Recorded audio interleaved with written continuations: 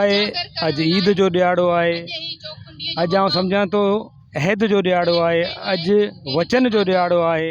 असांखे इहो वचन करणु खपे, असांखे अॼु जे ॾिहाड़े इहो अहद करणु खपे त इहो सिंध जेको अॼु सूरनि में आहे, सिंध जिते बेरोज़गारी आहे, जिते बीमारियुनि जी वर चढ़ियल आहे, सिंध जी ज़मीननि ते वालार आहे, सिंध जी ज़मीननि असांखे अॼु हिन प्रोग्राम जी तवसत सां अहद करणु खपे त असीं सिंध खे हिन साल हिन सूरनि खां निजात जे तौरु हीउ साल मल्हायूं।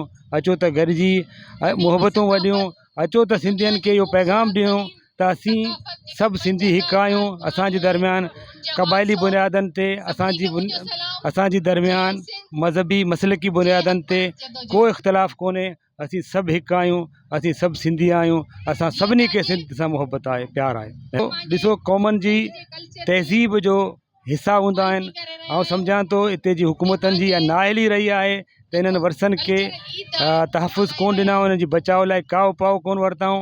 हिन विरसे खे कम अज़ कम आउं सम्झां थो असीं दुनिया घुमूं था, दुनिया जा म्यूज़ियम ॾिसूं था, हुते पंहिंजे विरसे खे अहिड़े बहितरीनु तरीक़े सां महफ़ूज़ कयो वियो आहे जो हू पंहिंजे जेका इंसान जॾहिं पंहिंजी सुञाणप इंसान जी हुनजी तारीख़ आहे, जॾहिं तारीख़ खे असीं मिटाईंदासीं, जॾहिं असीं तहज़ीबी विरसनि खे मिटाईंदासीं, उहो आउं सम्झां थो की क़ौम खे मिटाइण जानिब हिकिड़ो क़दम हूंदो आहे।